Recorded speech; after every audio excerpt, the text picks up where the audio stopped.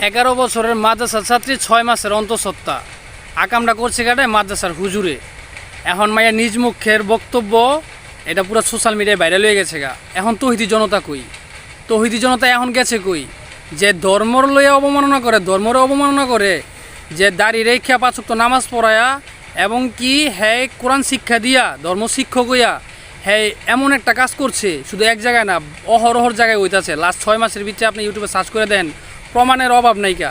আপনার এত অন্ধবিশ্বাসী হয়ে যায় না যে 5 ওয়াক্ত নামাজ পড়া, টুপি পড়লে, দাড়ি রাখলে যে হ্যার কথা শুনতে হইব বা হ্যাঁ ভালো মানুষ হয়ে গেছে গা, এমন না। এটা শেষ জামানা চলতেছে, একটু হিসাব করে দেখেন।